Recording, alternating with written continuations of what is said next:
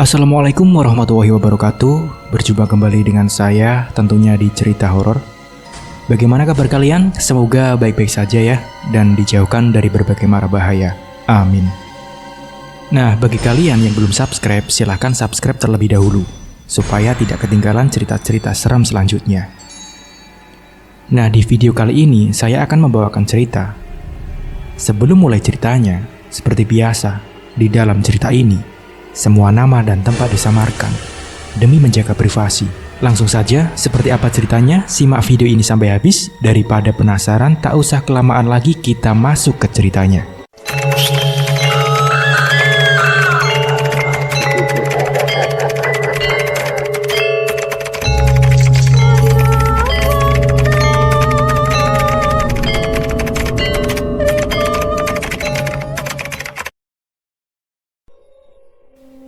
Dia sangat cantik.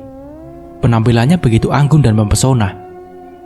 Rambutnya yang panjang berwarna hitam legam dan berbau harum melati. Dia selalu memakai pakaian mini berwarna cerah yang terkesan mencolok. Bibirnya yang tak pernah lepas dari senyuman sungguh manis. Juga suaranya yang lembut dan perhatiannya padaku membuatku tidak bisa sedikit pun menolak permintaannya. Setiap ia datang, aku harus merelakan 3 tetes darahku untuknya. Semula, aku adalah orang yang sangat takut akan darah yang keluar dari tubuhku disebabkan luka. Tapi semenjak aku mengenalnya, luka ataupun darah itu tidak membuatku takut lagi. Meskipun aku tahu dia bukan manusia. Bagiku dia adalah orang yang selalu bisa menjadi sahabat, kakak, dan orang tua bagiku. Sifatnya yang selalu menjagaku, mengarahkan tentang semua yang harus aku lakukan, atau membelaku ketika ada orang lain yang berbuat jahat dan curang padaku. Meski dia melakukan pembalasan yang jahat, tapi aku sangat puas akan hal itu. Rintihan kesakitan, tangisan putus asa dari orang yang berbuat jahat padaku mampu membuatku tersenyum. Dan ketika aku sudah puas, disitulah dia akan melepaskannya. Cerita wanita berusia 23 tahun itu padaku. "Dia siapa?" tanyanya.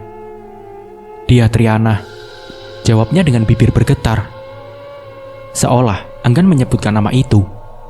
Tepat 10 tahun yang lalu, ketika cerita ini dimulai, anak Dara yang bernama Siti itu baru berusia 13 tahun dan baru saja lulus dari sekolah dasar. Ia hidup bersama ibu dan ayah tirinya yang sudah tua renta. Bisa dibilang, Sri adalah anak broken home, di mana kedua orang tua kandungnya bercerai secara tidak baik pada usia Sri di bawah 3 tahun.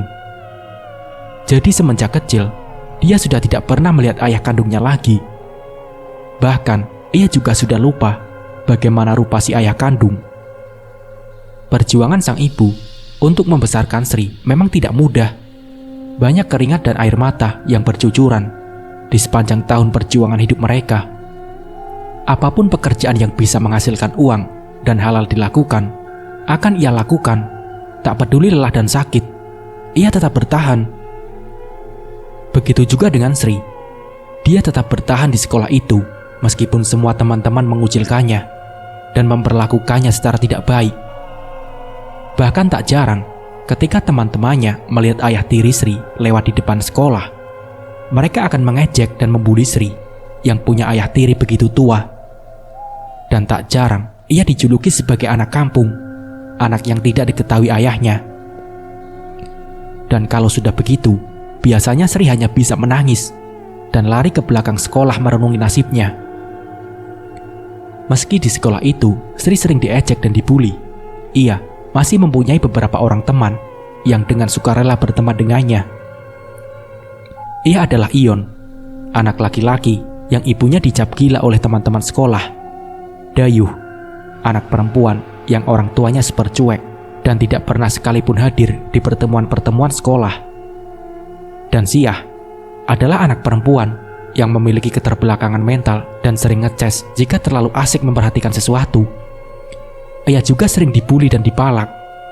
Dan yang terakhir namanya Ria, anak perempuan yang tubuhnya lumayan berisi dan ayah kandungnya sudah sangat tua kala itu, sehingga ia juga sering dibully. Namun mereka ini berbeda-beda kelas. Ion kelas 5, Siah kelas 6, dan Sri, Ria, serta Dayu ada di kelas 4. Mereka berlima ini saling menyayangi satu sama lain dan bisa dibilang tidak terpisahkan. Ion karena nakal sering tidak naik kelas. Begitupun juga dengan Siah. Hanya saja Siah tidak nakal, tapi ia selalu kesulitan memahami pelajaran yang diberikan oleh guru. Di sekolah, mereka akan saling jaga, dan karena hanya Ion dan Dayu yang kuat, dalam artian tidak cengeng, maka mereka berdualah yang sering berkelahi dengan anak-anak yang membuli. Singkat cerita, ketika akhirnya Siah berhenti sekolah karena sudah tidak sanggup, dan Ion pun lulus sekolah, Sri, Ria, dan Dayu kini hanya tinggal bertiga. Namun perlahan-lahan, Dayu mulai berubah pada kedua sahabatnya. Ia mulai jarang menemui teman-temannya dan lebih senang bergabung dengan orang-orang yang dulu membuli mereka. Sri ini, dari kelas 3 sampai 6, dia dapat beasiswa dan bahkan dijanjikan akan terus dapat beasiswa jika ia meneruskan sekolahnya. Namun pikiran Sri saat itu sudah tidak ada untuk melanjutkan sekolah ketika ia sudah lulus SD. Ia lebih memilih untuk bekerja guna mendapatkan uang untuk membantu perekonomian keluarganya. Dia pernah beberapa kali bekerja di warung makan, hingga akhirnya ia mendapat tawaran pekerjaan di sebuah gedung bulu tangkis dan biliar milik seorang yang kaya raya di desa. Desanya cukup jauh dari tempat tinggal Sri, sehingga mengharuskan ia untuk menginap di sana. Awal-awal bekerja di sana, Sri merasa nyaman dan kerasan, karena bosnya benar-benar sangat baik dan ramah sekali. Teman-teman Sri yang sudah ada di sana sekitar 3 orang, 1 laki-laki dan 2 lagi perempuan. 1 perempuan berusia 25 tahun dan yang lainnya adalah 18 tahun. Jadi Sri ini adalah yang paling muda di sana. Yang laki-laki kita sebut saja namanya Romi, dan yang perempuan berusia 25 tahun itu kita sebut saja namanya Nana, dan yang 18 tahun namanya Caca. Jadi ceritanya, si Nana ini merupakan seorang janda anak 1 yang sudah hampir setahun bekerja di sana. Orangnya baik, ramah, nggak pelitan. Begitu juga dengan si Caca, cuma setiap pertemanan. Nah kebetulan, kedua teman Sri yang perempuan ini ternyata agak nakal dan sering menyuruh Sri yang lebih muda untuk mempermudah aksi mereka. Kasarnya Sri ini dimanfaatkan sama mereka. Awalnya karena memang Sri ini anak polos, jadi dia tidak berpikiran aneh-aneh dan hanya menuruti saja kemauan si Nana ini dan Caca, termasuk menyelundupkan laki-laki ke dalam kamar mereka. Setelah itu, Sri disuruh menunggu di luar tanpa tahu apa yang dilakukan oleh kedua temannya di dalam.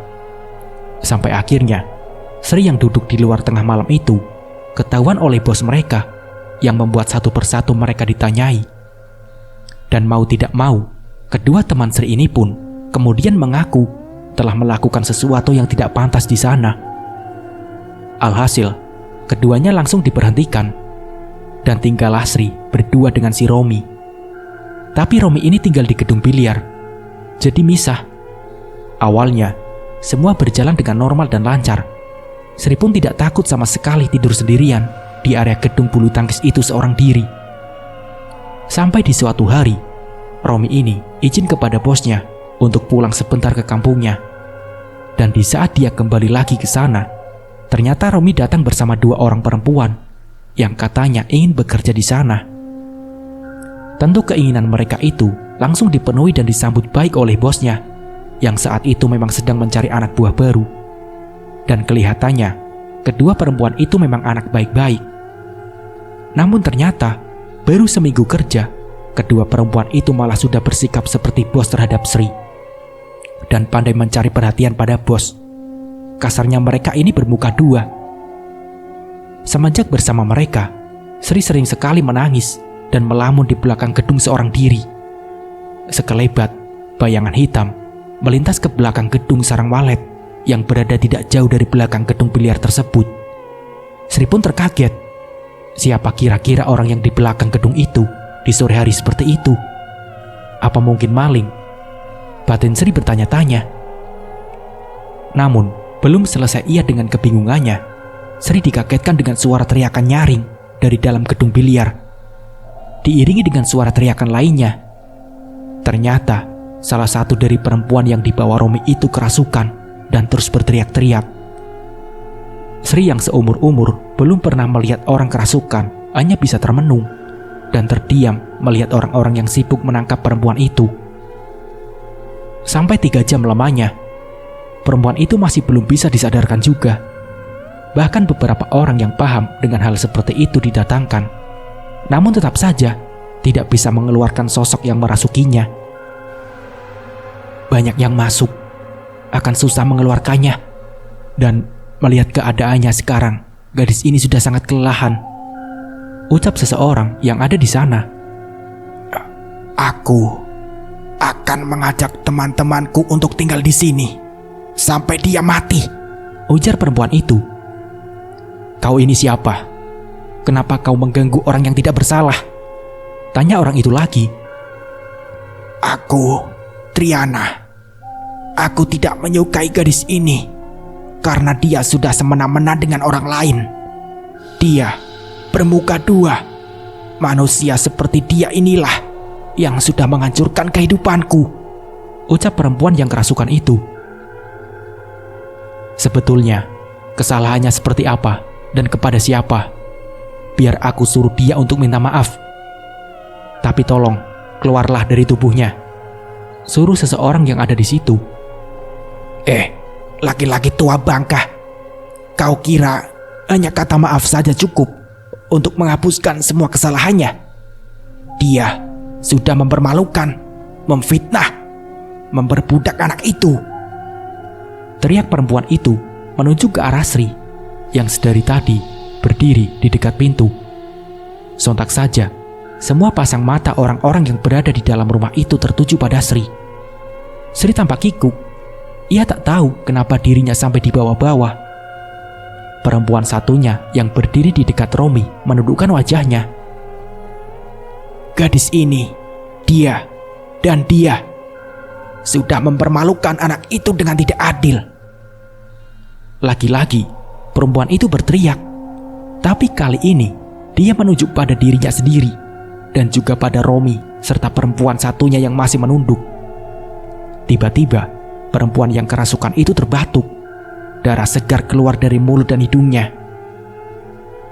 Cepat, mengakulah apa yang sudah kalian perbuat, ujar lelaki parubaya itu pada Romi dan si perempuan satunya yang masih menunduk.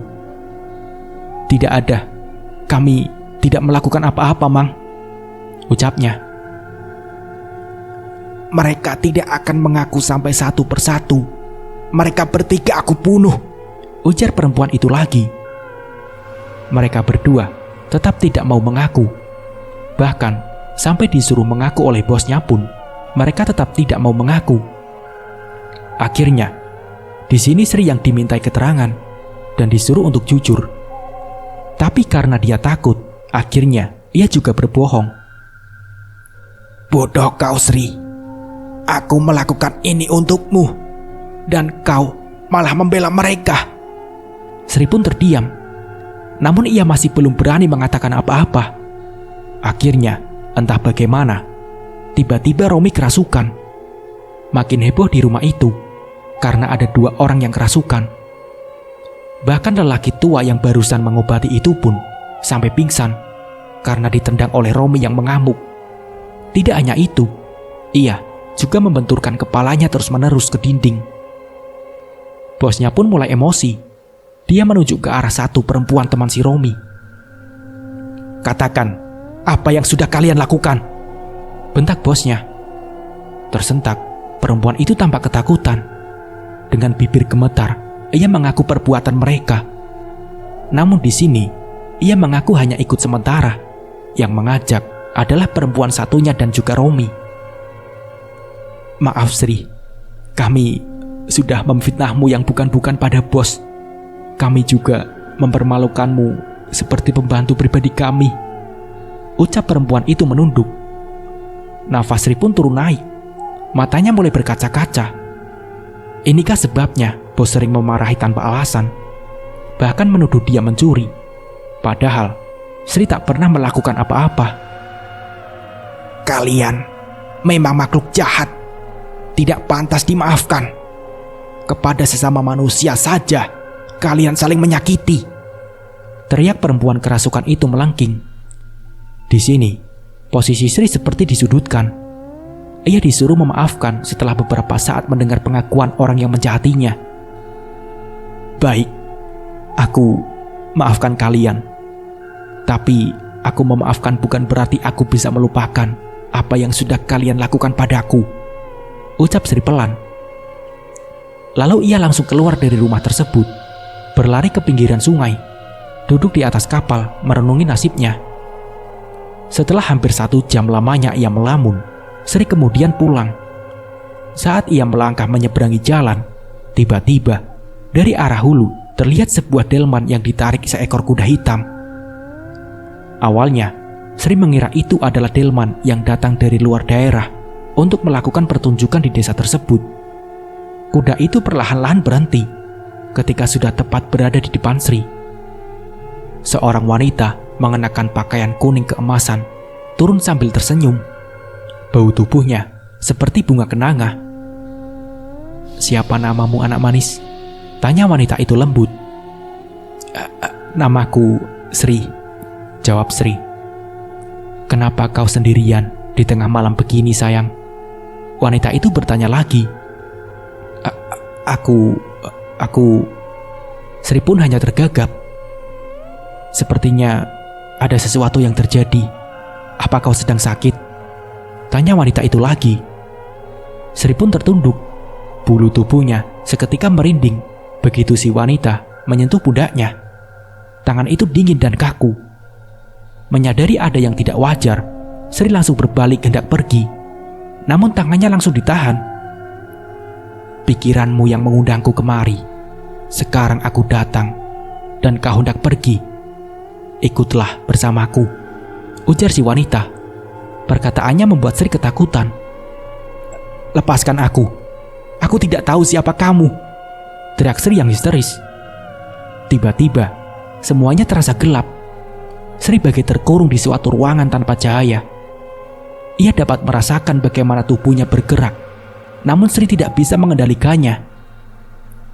"Sri, kau kenapa, Sri?" ujar Mugi yang baru saja pulang mencari ikan. "Lepas, atau kubunuh kau," teriak Sri dengan suara yang serak. "Astagfirullahaladzim, istighfar Sri. Kamu kenapa?" ujar Mugi lagi. Mugi yang berbadan besar dan kuat itu sebisa mungkin mencoba mengunci tubuh Sri agar ia tak bisa kabur.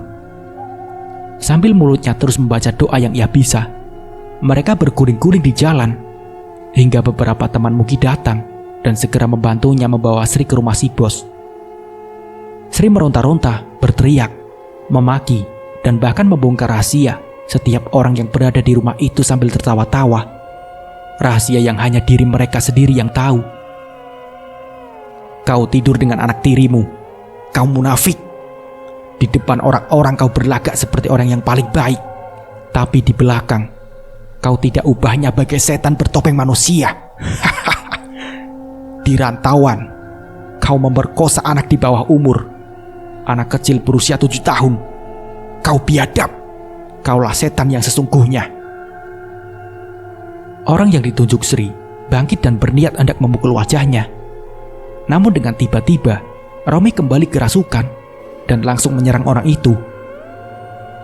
"Kalau sampai terjadi apa-apa pada anak itu, kau akan berhadapan denganku," teriak Romi. Sri pun tersenyum sinis. Dengan mata yang terbalik, Sri menatap Romi. "Aku tidak takut dengan macam sepertimu," ucap Sri. "Kalau kau memang tidak takut, keluar dan hadapi aku," ujar Romi lagi. Kini suaranya terdengar menggelegar. Sri hanya tertawa. Ia tak merespon apa yang dikatakan oleh Romi. "Apa gunanya kau membongkar rahasia mereka? Apa kau tidak kasihan dengan anak itu? Dia bisa berada dalam bahaya karena ulahmu. Aku akan membawanya pergi bersamaku. Sebaiknya kau jangan menggangguku," urus saja urusanmu. Tiba-tiba, Romi dihantam oleh salah satu teman Mugi yang menggunakan 7 butir benda kecil. Tubuhnya seketika ambruk di lantai, dan saat ia akan melakukan hal yang sama terhadap Sri menggigit tangan pria itu sampai dagingnya hampir terlepas. Ia mengarang kesakitan, sementara orang yang berkumpul di dalam rumah itu perlahan-lahan mulai bubar. Entah mungkin karena mereka takut satu persatu rahasia mereka akan dibongkar lagi oleh makhluk yang merasuk tubuh Sri tersebut. Bahkan, bos mereka yang laki-laki itu pun tidak mau mendekat. Ia lebih memilih untuk keluar. Yang ada di sana tinggallah Mugi dan salah satu temannya. Sementara Sri masih tertawa-tawa tidak karuan. Andai tangannya tidak segera dipasung, Sri akan terus menangkap serangga dan cicak di dalam rumah itu, kemudian memakannya. Semua ini pasti ada sebabnya, Bu. Dan Sri ini, semenjak awal saya melihatnya, sudah ketahuan kalau dia ini lemah bulu, mudah terkena seperti ini, ujar Mugi. Lalu bagaimana dengan mereka berdua, Ki?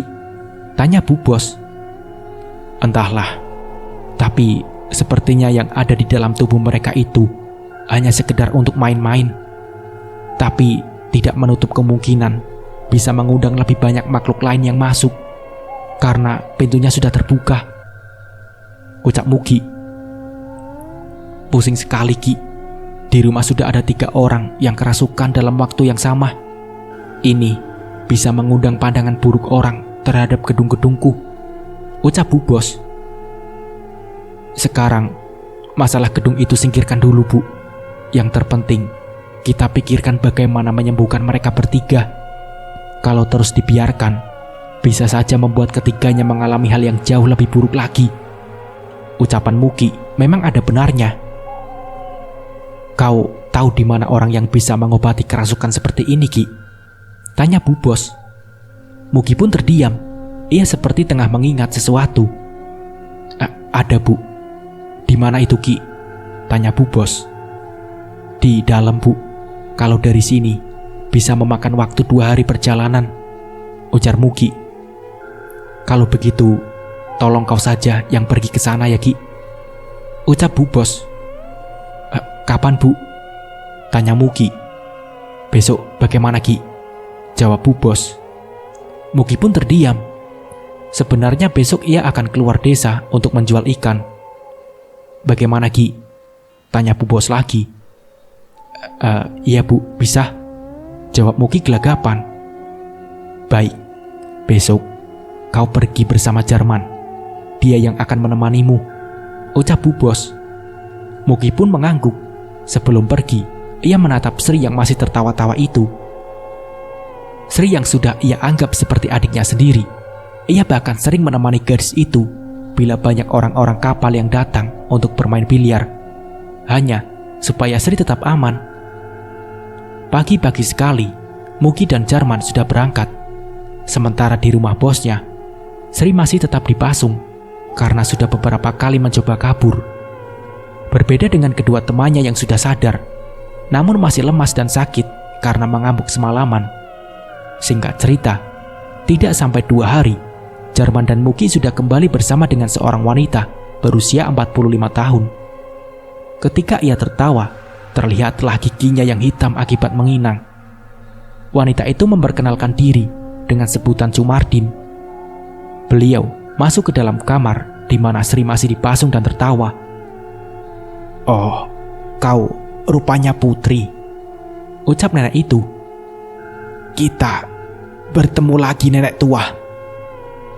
Kenapa lagi kau berbuat ulah? Bukannya waktu itu kau sudah kukembalikan, ucap nenek itu. Adu mulut antara Cukmardin dan sosok yang merasuki Sri terdengar seru sekali. Makhluk itu tidak mau kalah, meski ia sudah disudutkan oleh Cukmardin. Kalau kau tidak mau keluar juga, maka aku tidak punya pilihan lain, ucap Cukmardin. Sri yang semula tak bisa diam, kini ia terdiam dengan raut wajah yang sulit dijelaskan. Dan ketika Cukmardin mulai melakukan pengusiran terhadap sosok halus itu, Sri mulai meraung, Matanya yang tadi terbalik kini sudah kembali seperti semula. Ia bahkan memanggil Bu Bos dengan lirih, sama seperti suara Sri biasanya. Sakit, Bu, rintih Sri. Cumardin menyipitkan matanya. Kau tidak bisa menipuku. Kau masih berada di dalam, ujar Cukmardin mengherdik. Mendengar perkataan Cukmardin, mata Sri kembali terbalik. Suara tawanya menggema. Kau sama saja seperti dulu. Kau tidak bisa ditipu, ujar Sri tertawa terbahak-bahak. Namun ketika benda mirip besi berkarat itu ditempelkan pada dahinya, seketika Sri berteriak kesakitan. Tubuhnya meronta-ronta, menjerit, dan terus memohon untuk tidak disakiti lagi. Tapi Cukmardin tak mau mendengarkan. Dan hingga akhirnya beliau terkena tendangan dari Sri yang berhasil melepaskan ikatan di kakinya. Tapi tiba-tiba saja tubuh Sri menggelepar. Perlahan-lahan tubuhnya mulai mengejang. Wajah Cukmardin menegang. Ia tahu ada sosok yang jauh lebih kuat yang sedang berusaha masuk ke dalam tubuh Sri. Beberapa saat kemudian, Sri kembali tenang. Wajahnya kini kembali seperti biasanya. Ia pun tak lagi berontak. Kau jangan khawatir. Aku tidak akan menyakiti anak ini, ujar Sri dengan suara yang jauh lebih lembut dari sebelumnya. Kau siapa? Tanya Cukmardin. Aku Triana, ucap sosok itu. Kalau memang kau tidak punya niat jahat, sebaiknya kau keluar dari tubuh anak ini. Kasihan dia, tubuhnya pasti sudah sangat lemah sekali, ucap Cukmardin. Sri terkekeh. Aku tidak akan mengamuk. Aku hanya ingin sedikit berbagi ceritaku pada kalian semua. Tapi sebelum itu, aku ingin meminum kopi pahit. Bisakah tolong dibuatkan? Ucap sosok yang merasuki Sri. Cukmardin beranjak sambil memegangi pinggangnya yang terasa sakit. Ia meminta izin pada tuan rumah untuk membuatkan segelas kopi pahit sesuai permintaan dari sosok yang merasuki Sri. Dalam sekali teguk saja, kopi hitam tanpa gula itu habis diminum oleh Sri. Itu pun ia ingin meminta tambahan lagi. Dulu, jauh sebelum gedung bulu tangkis itu dibangun, di situ merupakan tempat tinggal kami berdua. Anakku selalu bermain di sana. Aku dan anakku tinggal di sana sangat lama sekali. Karena kami berdua menunggu kedatangan suamiku. Dan anakku yang lain datang menjemput kami berdua di sini. Hingga suatu hari, ketika aku pergi mencari sesuatu, aku tinggalkan anakku di sana. Dan kau tahu apa yang kulihat setelah aku kembali? Aku melihat anakku mati. Kepalanya hancur karena pembangunan kalian yang tidak berizin itu. Harusnya kalian memberitahu kami kalau di tempat itu akan dibangun sesuatu. Kalau kalian beritahu kami, tentu akan pergi dan mencari tempat lain untuk tinggal. Tapi kalian terlalu egois, ucap sosok yang merasuki Sri itu. Tapi kami benar-benar tidak tahu kalau ada kalian di tanah itu. Aku ingat dulu ada anak ayam yang mati karena kejatuhan balok. Anehnya meski sudah diusir, anak ayam itu tetap diam di tempat itu. Kami tidak sengaja. Pantas saja, setelah pembangunan itu, anak pertamaku meninggal. Lalu para tukang menjadi sakit-sakitan. Apa kau yang melakukan itu? Tanya Bu Bos. Sri pun menangis sesegukan. Kau pun seorang ibu, dan kau tentu tahu bagaimana perasaanku ketika melihat anak yang kusayangi mati begitu saja karena ulah manusia. Kau beruntung karena kau masih punya anak. Tapi aku, meskipun aku mempunyai anak lain, tapi aku tidak tahu keberadaannya sekarang di mana. Aku sendirian, ucap sosok yang merasuki Sri. Mereka pun terdiam. Hanya isak tangis Sri yang terdengar. Aku minta maaf, ucap Bu Bos. Maaf Bu, tidak akan mengembalikan anakku. Jawab sosok itu. Hening. Keadaan Sri mulai tenang dan jauh lebih baik dari sebelumnya. Pasungan pada kaki dan tangannya pun sudah dilepaskan. Namun begitu ia masih berada dalam bantuan Cuk Mardin yang tengah berusaha mengobati gadis itu agar tidak ada yang kembali masuk ke dalam tubuh lagi. "Bagaimana keadaan Sri?" tanya Mugi yang baru saja datang. "Sudah sedikit lebih baik. Ia tidur lelap sekali. Nampaknya sangat kelelahan," jawabnya. "Syukurlah. Tapi bagaimana?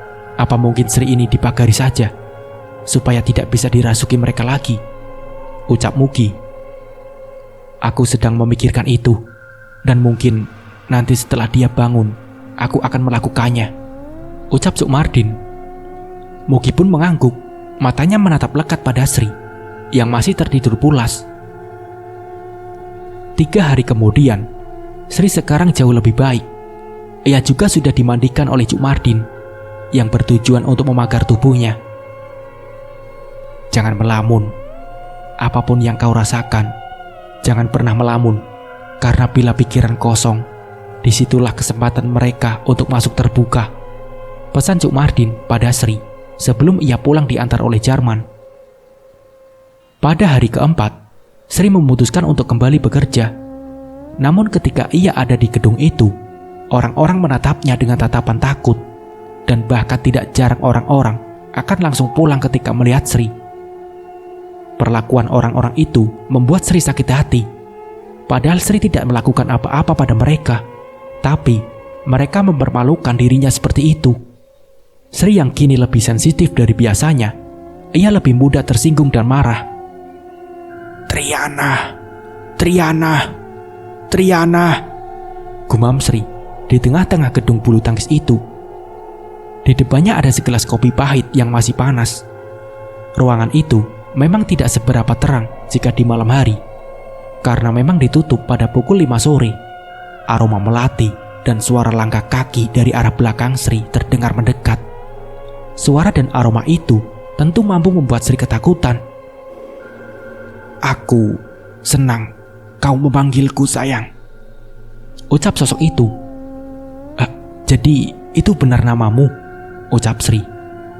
"Iya," jawabnya. Kau di mana sekarang? Bolehkah aku melihatmu?" ucap Sri. "Tentu sayang.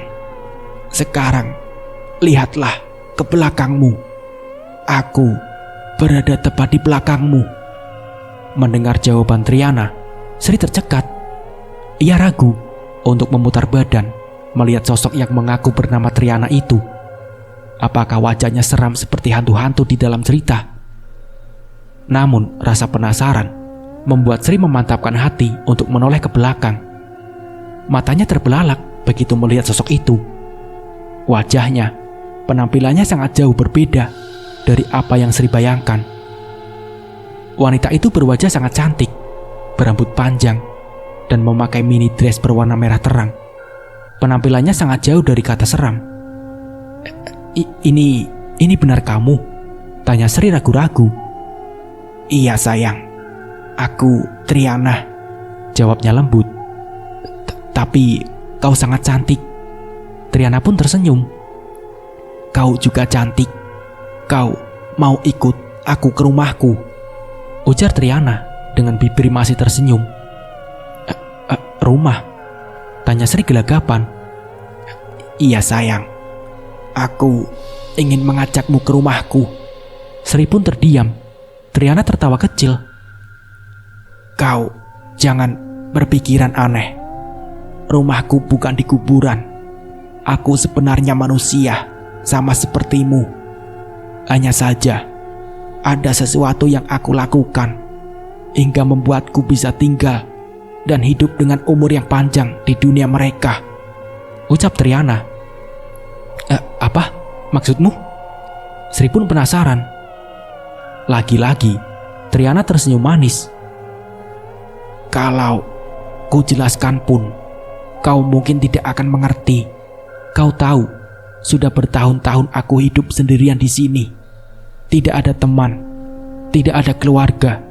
Dan sekarang, aku sangat berharap kau mau berteman denganku, ucap Triana. Sri merasa nyaman berbicara dengan sosok itu. Dia ramah dan sangat baik padanya. Tentu perasaan itu membuat Sri mau menerima tawaran pertemanan yang diajukan oleh Triana. Hampir setiap tengah malam, Sri menghilang tiba-tiba dan muncul kembali menjelang pagi. Begitu seterusnya, hingga sampai di suatu hari, ada seseorang yang mengadukan hal itu pada bos. Dan setelah diselidiki, rupanya benar apa yang dikatakan orang itu. Bahkan pernah beberapa kali mereka melihat Sri berbicara sendirian tanpa ada siapapun di dekatnya. Tidak hanya sampai di situ, anak bos tiba-tiba jatuh sakit setelah bermain bersama Sri. Padahal saat mereka bermain itu, bos pun ada di antara mereka. Jadi sangat tidak mungkin jika Sri melakukan hal yang tidak-tidak terhadap anak itu. Sri, bagaimana ya menyampaikannya? Maksudku begini, gedung ini akan aku urus sendiri dan tidak mempekerjakan orang lain lagi, ucap Bu Bos kepada Sri. Iya Bu, saya paham. Besok juga saya akan pulang. Dan saya ucapkan terima kasih banyak, sebab selama ini saya sudah diperbolehkan untuk bekerja di sini. Dan kalian semua memperlakukan saya juga dengan sangat baik. Terima kasih atas semuanya. Kalau ada umur dan rezeki, mungkin kita akan bertemu lagi, ucap Sri memotong pembicaraan bosnya. Karena ia sudah tahu sejak semalam dari Triana bahwa bos akan memperhatikannya dari pekerjaan itu. Sri diberikan uang lebih untuk pulang oleh bosnya. Dan rupa-rupanya Triana pun ikut serta bersama Sri. Karena katanya dia sudah tidak punya siapa-siapa untuk menahannya agar tetap berada di sana. Dan sekarang adalah tugasku untuk menjaga dan melindungimu, ucap Triana. Sejak pulang, Sri hanya tinggal di rumah. Ia menghabiskan waktunya untuk membaca buku-buku bersama Triana. Aku rasa lain anakmu itu. Beberapa kali aku melihat dia berbicara sendirian dan tertawa-tawa. Coba kau tanyakan pada orang yang paham. Semoga saja dugaanku itu salah, ujar seorang tetangga pada ibunya Sri. Perkataan itulah yang membuat Sri dibawa ke seorang guru. Guru yang dimaksud ini bukanlah seorang ulama, tapi memang profesinya sebagai seorang guru SD di salah satu sekolah yang ada di daerah itu. Namun beliau ini memang ada kebiasaan dalam hal misteri seperti itu. Ketika akan menaiki tangga rumah guru tersebut, langkah Sri seperti ditahan. Ia enggan untuk naik. Seluruh tubuhnya pun terasa merinding seketika. Jangan Sri, jangan ke sana, ujar Triana. Aku tidak mau masuk mah, ucap Sri. Setelah mendengar penolakan Sri, ibunya lantas menarik tangannya dengan keras agar secepatnya masuk ke dalam. Tiba-tiba Sri merasa tubuhnya seperti tidak terkendali. Ia langsung menepis kasar tarikan tangan ibunya. Matanya tajam menatap ibunya. Aku tidak mau masuk mah, aku tidak mau masuk, bentak Sri. Dan ketika seorang laki-laki mendekati mereka, mata Sri langsung melotot tajam. Seketika Sri bertingkah seperti orang kerasukan. Ia menjerit, menyuruh lelaki itu agar jangan mendekat.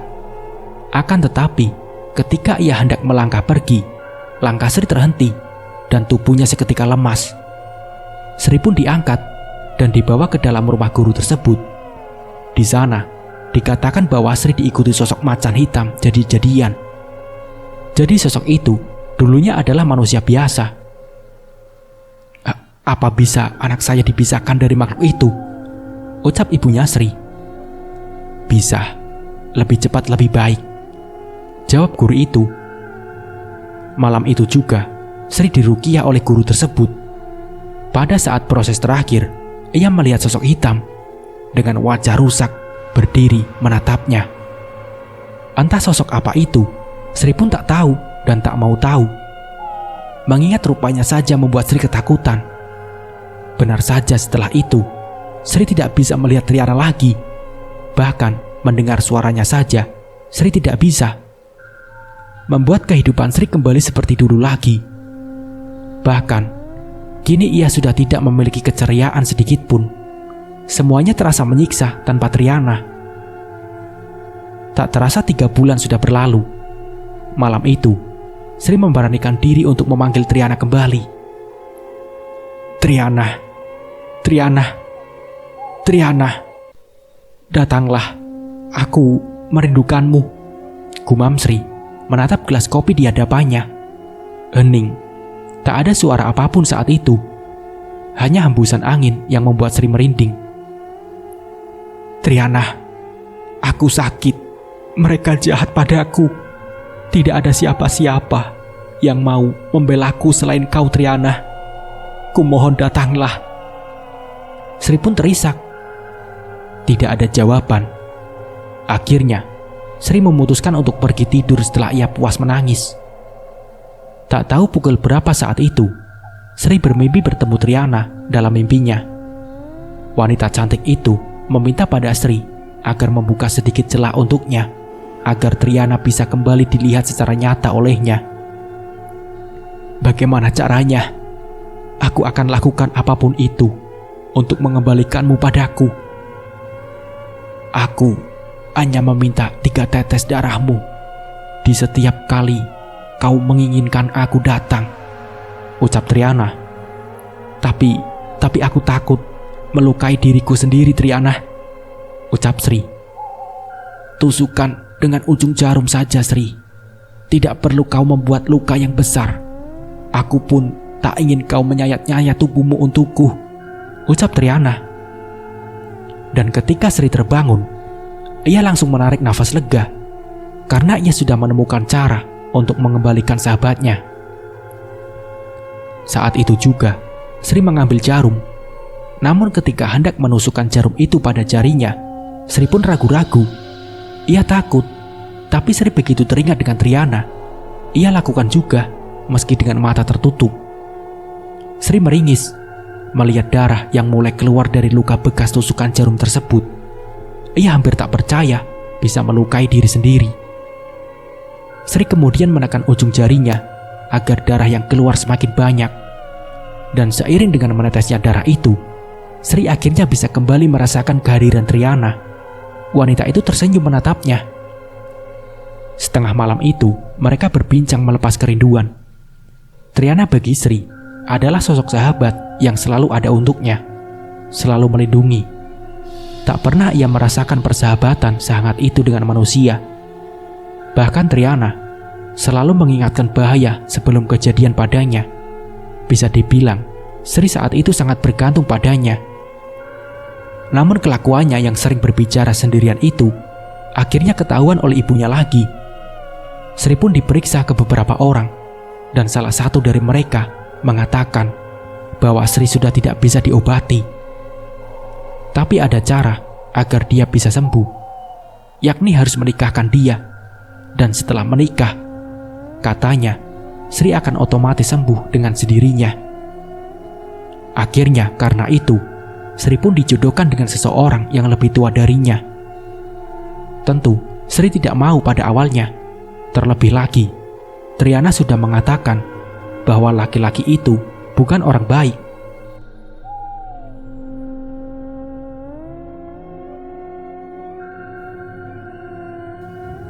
Dia juga terpaksa sama sepertimu, Sri. Kalau menikah pun, kalian tidak akan bahagia. Sebelum semuanya terlambat, lebih baik kau tolak. Dia bukan orang yang baik untukmu. Nanti, kalau diteruskan, akan ada konflik antara kau dan salah satu pihak keluarganya. Asal kau tahu, kalau konflik itu terjadi, dia tidak akan berada di pihakmu, ucap Triana. Bagaimana caranya aku menolak itu, Triana? Kau pun sudah tahu kan, aku menolak hari itu. Tapi mereka tidak mau mendengar, ucap Sri. Kalau kau izinkan, biar aku yang merusak semuanya. Kau cukup izinkan aku masuk ke tubuhmu, ucap Triana. Sri pun terdiam. "Tapi apa yang akan kau lakukan?" ucap Sri. "Kau akan tahu jika rencanaku ini berhasil," jawab Triana. Dan sejak saat itu, Sri mulai kerasukan lagi. Bahkan kali ini jauh lebih ekstrim. Karena hal itu, bukannya menyurutkan niat orang tuanya untuk menjodohkan Sri, malah mereka semakin yakin untuk sesegera mungkin menikahkannya. "Gara-gara kau, Triana, aku terbawa emosi, Sri. Mereka menantangku. Aku tidak mau dengar lagi penjelasanmu." Karena Triana masuk ke dalam tubuhnya, itu menyebabkan sosok yang lain juga bisa masuk. Dan bahkan sosok-sosok yang lain itulah yang semakin menyakiti tubuh Sri. Tidak hanya itu, Sri sekarang juga seperti tak terkendali. Ia menyerang orang-orang dan hampir membunuh sang ibu, andai tak ada yang menolong ibunya. Mungkin ibunya sudah kehilangan nyawa pada saat itu. Karena itulah, Sri kemudian dipasung dan dikurung di dalam kamar. Ustadz, sampai pendeta didatangkan, berharap sosok yang merasukinya itu mau keluar setelah mendengarkan perkataan dari Ustadz maupun pendeta. Tapi rupanya tidak. Tak ada yang bisa mereka lakukan. Dan entah bagaimana, ketika Triana kembali masuk dan mengambil alih tubuh Sri, sosok-sosok yang lain itu pun keluar. Sri sakit selama berhari-hari, dan Triana yang menjaganya agar tidak kemasukan lagi. "Maafkan aku, Sri. Aku mengira rencanaku akan berhasil. Tapi rupanya rencanakulah yang membuatmu sakit seperti ini," ucap Triana.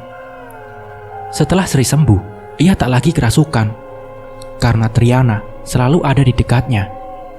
Hari itu, mereka dibawa menuju ke rumah pihak keluarga laki-laki yang akan dijodohkan dengannya. Sri tak bisa menolak lagi, karena tak ada lagi orang yang mau mendengarkan perkataannya. Desa itu kecil dan berada di pinggir laut. Di depan rumah itu sudah berdiri tenda-tenda untuk peserta pernikahan, dan pelaminan pun sudah mulai dihiasi. "Ingat, Sri, aku akan selalu ada bersamamu untuk melindungi dan menjagamu dari siapapun yang berbuat jahat padamu. Kau tidak perlu takut," ucap Triana kepada Sri. Sri pun menarik nafas lega. Inikah akhir masa mudamu? Mengabdikan diri untuk seorang laki-laki yang menjadi suaminya. Laki-laki yang bahkan belum pernah bertatap muka langsung dengannya. Bahkan Sri tak bisa mengenali wajahnya di antara wajah orang-orang di area tenda tersebut. Malam harinya, ketika Sri dan orang tuanya tengah duduk sambil melihat orang-orang yang sedang asik bermain kartu di atas panggung, seorang laki-laki bertubuh tinggi datang menghampirinya. Wajahnya sepintas tampak tak asing bagi Sri. Iya, Sri pernah melihat wajah itu di sebuah foto. Laki-laki itu sangat sopan terhadap orang tua Sri. Ia juga izin untuk mengajak Sri jalan-jalan pada orang tuanya. Sri menatap ibunya ketika beliau mengizinkan laki-laki itu membawanya. Sepanjang perjalanan, laki-laki itu mencoba untuk mengajak Sri mengobrol. Ketika mereka memasuki jalan sempit yang mengarah ke sebuah rumah, raut wajah Sri tampak berubah.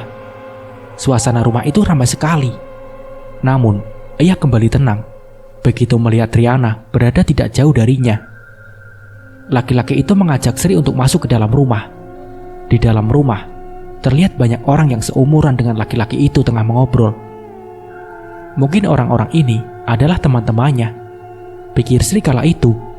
Mereka mengobrol panjang lebar, hingga jam di dinding sudah menunjukkan pukul 11:30 malam. Ketika sampai di rumah, laki-laki itu dimarahi oleh seorang nenek-nenek. Karena dalam adat mereka, calon pengantin tidak boleh bepergian kemanapun, apalagi di malam hari. Sri pun dipingit dan dilarang untuk bertemu laki-laki itu lagi selama 3 hari. Masih selama itu, tapi panggung dan tenda sudah didirikan. Bahkan beberapa sound system juga telah dipasang dan diputar setiap malam. Makan dan minum, Sri hanya dilayani oleh seorang gadis yang usianya tak begitu jauh dari Sri. Membosankan, keluh Sri pada Triana yang saat itu tepat berada di sebelahnya. "Bersabarlah sayang, aku sedang mencari cara untuk membuatmu lepas dari laki-laki itu," ucap Triana kepada Sri. Tiba-tiba, pintu terbuka dan laki-laki itu masuk ke dalam kamar sambil tersenyum. Mau apa kau? Ucap Sri. Aku mau mengantarkan ini untukmu. Semoga kau suka. Oh, terima kasih, jawab Sri. Sri bisa melihat wajah Triana yang terlihat sangat tidak suka pada laki-laki itu. Singkat cerita, malam itu adalah malam kedua Sri di Bingit. Dan malam itu, dia akan ditimung secara bergantian dengan si laki-laki tersebut. Semuanya berjalan lancar, karena Triana selalu berada di samping Sri. Adik dari calon suami Sri sangat menyukai gadis manis itu. Bahkan ada yang paling kecil tak mau lepas dari Sri. Calon mertuanya pun tampaknya sangat baik. Dan setelah pernikahan itu terjadi, Sri tinggal bersama suaminya, sementara orang tuanya sudah pulang ke kampung halaman. Hari-hari berada di sana bagi Sri sangat menyiksa. Untungnya ada adik-adik iparnya yang selalu setia untuk menemaninya selain Triana. Dan iparnya yang perempuan itu pernah curhat kepada Sri bahwa ia dipermainkan oleh laki-laki yang merupakan kekasihnya. Setelah Sri menceritakan kisahnya pada Triana, Triana bersedia membantu dengan syarat harus mempermalukan Sri dengan sangat baik. Walaupun kemungkinan nanti akan ada masalah besar yang terjadi. Entah apa yang Triana lakukan, tepat sehari setelahnya, laki-laki itu mulai menghubungi adik ipar Sri. Tentu gadis itu merasa senang, karena laki-laki tersebut merupakan orang yang sangat ia sayangi. Namun benar apa yang dikatakan Triana, kehidupan Sri di sana mulai memburuk. Suaminya yang semula rutin memberikan uang dan memperlakukannya dengan baik, mulai berubah sikap. Begitupun dengan beberapa iparnya. Hanya 3 iparnya yang masih memperlakukannya sama seperti sebelumnya. Dan semakin hari, mereka juga mulai berubah. Kini tinggallah ipar laki-lakinya yang memperlakukan Sri dengan sangat baik. Ia sering menasihati suami Sri untuk tidak kasar. Bahkan pernah ia bertengkar dengan suami Sri karena membela Sri. "Sebagai istriku, kau tidak pantas jalan berdua-duaan dengan adikku," bentaknya. Padahal, Sri tidak jalan untuk bersenang-senang dengan adik iparnya itu, melainkan adik iparnya tersebut menemani Sri untuk membeli sesuatu di warung yang lumayan jauh dari desa itu. Tapi tak menyangka juga kalau hal itu akan menjadi masalah besar, hingga membuat adik iparnya itu diusir dari rumah. Habislah sudah, tak ada lagi yang berada di pihak Sri kala itu. Bahkan pernah suatu hari, Sri kehilangan barang pribadi miliknya dan ditemukan di tempat yang sama seperti sebelum menghilang. "Jangan sentuh itu, buang saja. Mereka menginginkan kau sakit. Pada benda itu sudah diletakkan sesuatu yang buruk," ujar Triana. Dari apa yang Triana beritahukan, katanya yang menginginkan Sri sakit itu adalah pihak tante si suami. Entah karena apa, yang pasti 2 tantenya suami Sri sangat tidak menyukai keberadaannya di situ. "Kalau boleh memilih, aku pun tidak ingin berada di sini, Triana. Kau tahu kan bagaimana mereka memperlakukan aku. Bahkan untuk bertemu orang tuaku saja dilarang. Mereka mengekangku tanpa alasan. Aku rindu kehidupanku yang dulu, Triana," isak Sri. Kala itu dia tengah berada di hutan yang berjarak 2 km dari rumah suaminya. Saat ini, tempat itulah yang sangat membantu Sri bila ia ingin berkomunikasi dengan Triana. Dan hanya Triana lah yang bisa menenangkan Sri saat itu. Anehnya, Sri pergi kemanapun dan mau pulang pukul berapapun, tidak ada yang mencarinya, selagi masih di wilayah itu. Tapi bila Sri izin untuk bertemu orang tuanya, Sri akan dilarang habis-habisan. "Kukira dunia pernikahan tidaklah seburuk ini, Triana," isak Sri kepada Triana. "Buruk bagimu dan orang-orang yang tidak beruntung, Sri. Tapi bagi mereka yang beruntung, pernikahan itu akan terasa indah. Tidak mudah mencari laki-laki yang benar-benar mau berkorban untuk kita, Sri. Dan biasanya, mereka yang benar-benar tulus pasti akan bertemu dengan orang-orang yang curang. Sehingga yang tulus selalu berada di pihak yang tersakiti, sebelum akhirnya nanti mereka bertemu dengan orang-orang yang sama tulusnya. Lalu mereka bersama hingga maut memisahkan. Lanjut Triana, kepalanya menengadah ke atas. Kau tahu Sri, dulu aku memiliki keyakinan bahwa dari setiap perintangan tersulit di hidup kita, pada akhirnya nanti kita akan bertemu dengan kebahagiaan. Keyakinan yang masih aku pertahankan dalam diriku hingga saat ini. Kau anak yang baik, kau pasti akan bertemu dengan kebahagiaanmu Sri, ucap Triana. Perkataan Triana itu menjadi penyemangat baru bagi Sri. Suami Sri sudah tak pernah memberikan uang, dan meskipun diberi uang, paling banyak hanya 20.000. Malam itu, dengan tekad yang mantap, Sri memutuskan untuk pergi diam-diam dari rumah suaminya. Ia menumpang dengan salah satu teman yang pernah dikenal oleh adik iparnya itu. Setelah tahu tentang kisah Sri, dia bersedia mengambil resiko untuk mengantar Sri pulang. Namun begitu sampai di pelabuhan, mereka berdua dicegat oleh pihak keluarga suami Sri. Hingga akhirnya Sri dikembalikan ke rumah suaminya. Sesampainya di rumah itu, Sri menangis sejadi-jadinya. Aku tahu, kau ingin aku pergi bukan? Kau menyuruh pamanmu untuk mengantarku. Tapi mereka tidak mau. Dan asal kau tahu, aku pun sama sepertimu, dipaksa menikah. Dan lihat sekarang, aku dipermalukan seperti ini oleh kau dan keluargamu. Aku terasing di tempat ini. Aku ingin bertemu dengan orang tuaku. Aku ingin kehidupanku yang dulu. Sri tak mau mempercayainya terlebih dahulu. Tapi rupanya, perkataan laki-laki itu memang benar terbukti. Keesokan harinya, ia berpamitan pada keluarganya, namun untuk tinggal sementara di rumah orang tua Sri. Jangan terlalu lama, bawa dia kembali, pesan keluarga suaminya. Di sepanjang perjalanan, tak ada obrolan apa-apa antara keduanya.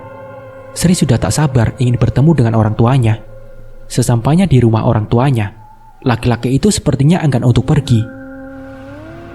Kau takut keluargamu akan mempertanyakan keberadaanku. Kau pasti takut disalahkan bukan?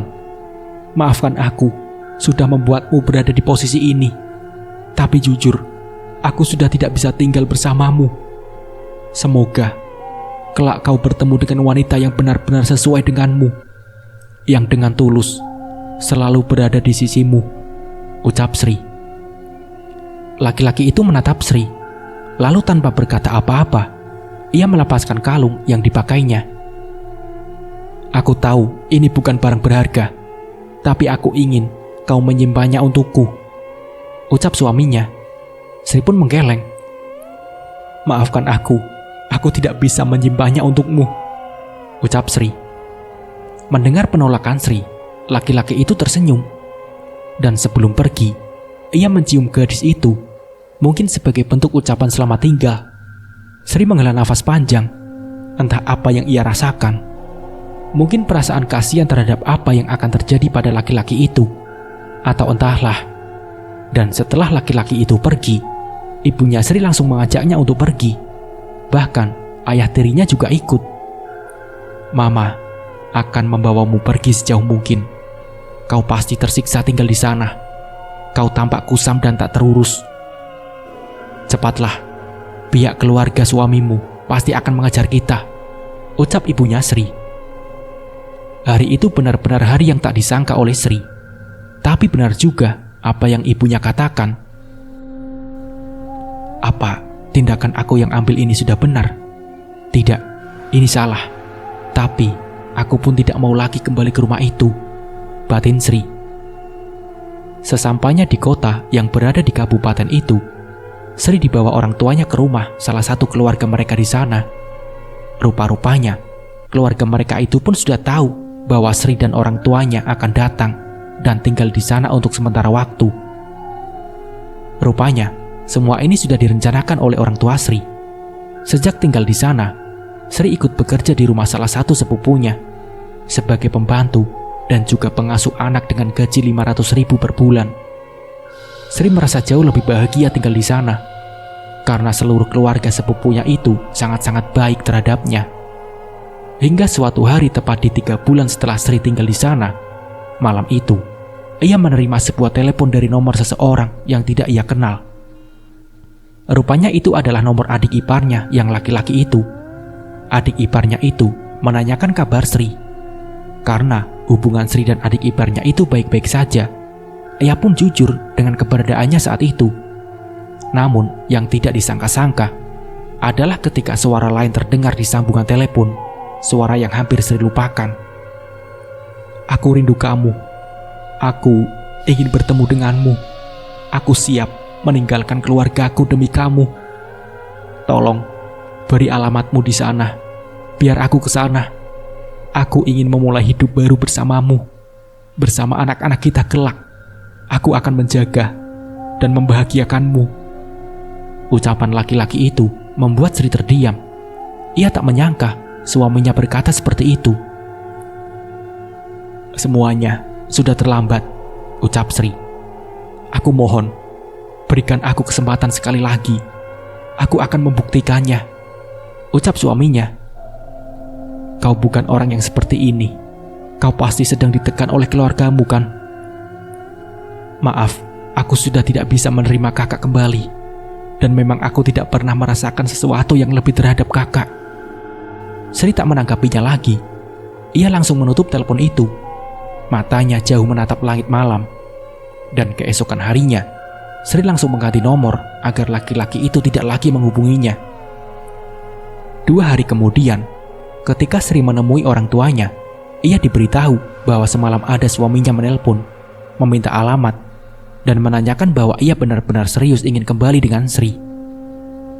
"Ibumu menyuruhku untuk berbicara dengannya. Dan kau tahu, dia memohon-mohon padaku untuk memberikan alamat rumah ini. Katanya dia ingin berbicara langsung denganmu. Dulu, waktu keluarganya memperlakukanmu dengan tidak baik, dia diam saja kan? Aku geram. Aku marahi dia. Dan ku bilang, kau sudah akan menikah dengan laki-laki lain. Lalu kututup teleponnya," ujar kakak sepupu Sri. Sri pun tersenyum kecut mendengar perkataan kakak sepupunya tersebut.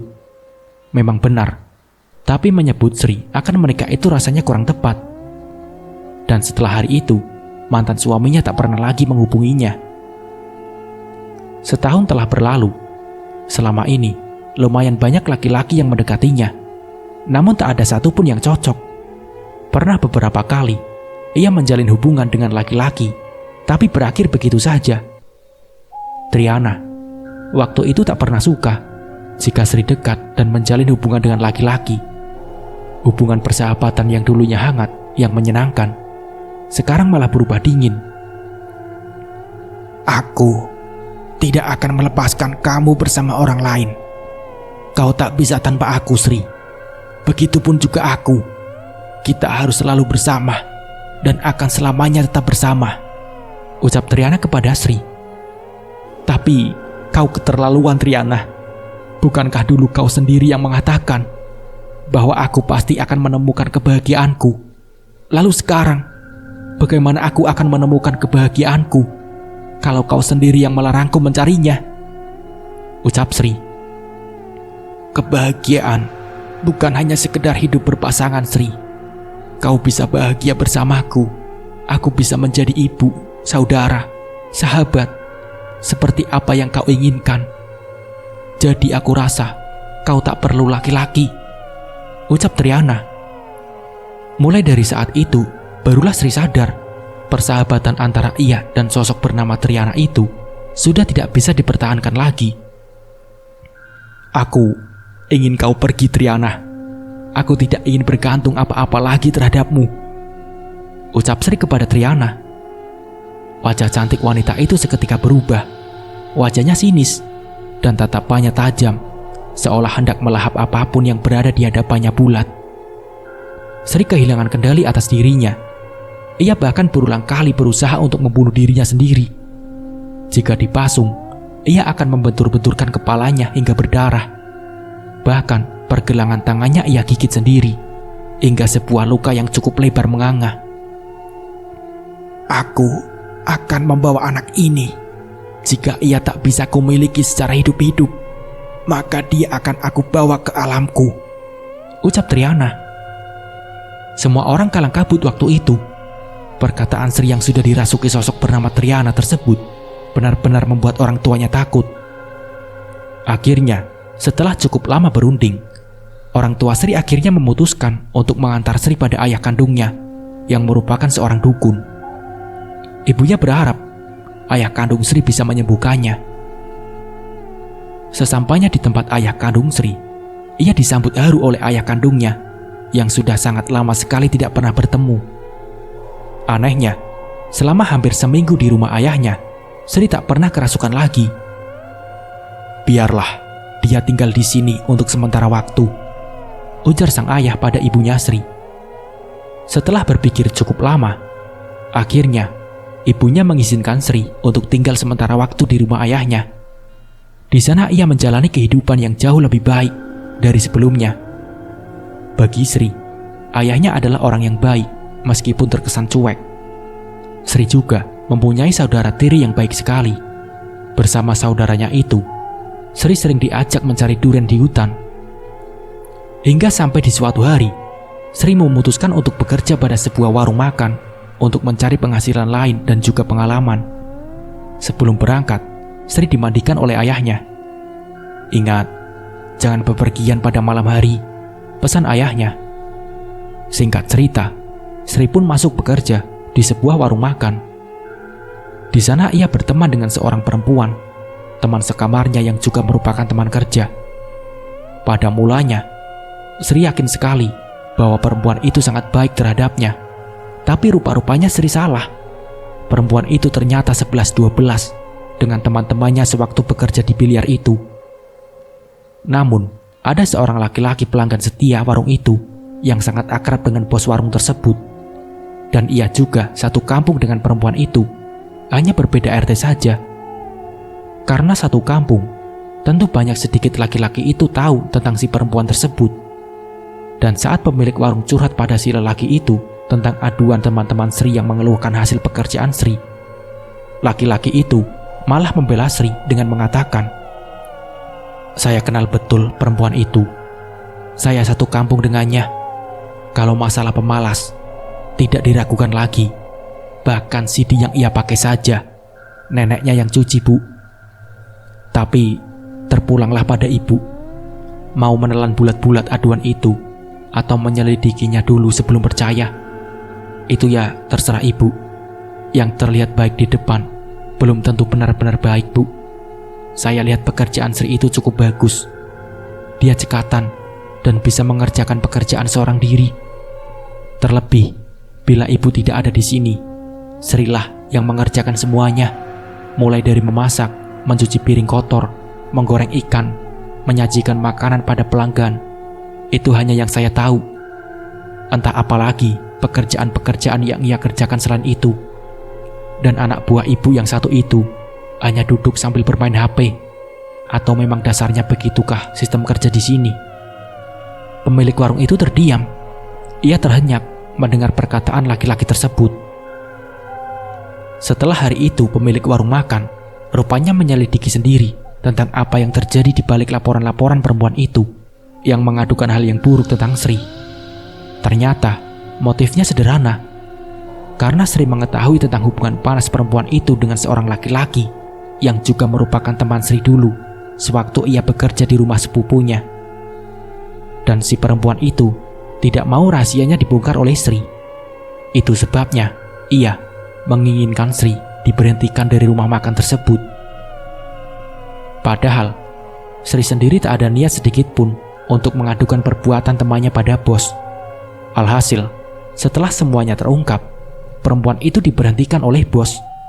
Dan sekarang Sri menjadi anak buah kesayangan si bos. Hari-hari itu berlalu begitu saja. Hari itu, tepat pada tanggal 13, Sri mulai hubungan baru dengan laki-laki yang dulu membelanya. Laki-laki itu bernama Yudi. Dan sebulan setelahnya, Yudi datang ke rumah orang tua Sri untuk melamarnya. Akhirnya, setelah hari raya Idul Fitri, pernikahan sederhana keduanya pun akan dilangsungkan. Akan tetapi, 3 hari sebelum pernikahan, Sri terlanggar pantangan dari ayahnya yang mengakibatkan Triana kembali masuk ke dalam tubuh Sri. Ia mengamuk, Bahkan 7 orang laki-laki yang sangat kuat tidak bisa menahan tubuhnya. Kalian orang jahat. Aku tidak akan melepaskan Sri untuk kalian, ucap Triana. Calon suami Sri berpikir untuk membawa Sri pulang ke rumah ayah kandungnya saja. Mungkin beliau mempunyai cara untuk menyembuhkan Sri lagi. Tapi tentu dengan keadaan Sri yang seperti itu, ia tak diizinkan untuk dibawa ke rumah ayah kandungnya yang berjarak 5 jam lebih dari desa tersebut. Keadaan Sri saat itu sangat memprihatinkan. Bahkan orang-orang yang didatangkan untuk menyembuhkannya sama sekali tidak ada hasil. Bagaimanapun, Triana sangat menginginkan pernikahan itu dibatalkan. Tinggalkan dia, bentak Sri dengan mata berapi-api. Aku menyayanginya. Bagaimana mungkin aku akan meninggalkan dia, ucap Triana. Dia tidak akan bahagia bersamamu. Kamu sendiri, apa kamu sayang terhadap Sri? Aku sangat menyayanginya, balas Triana.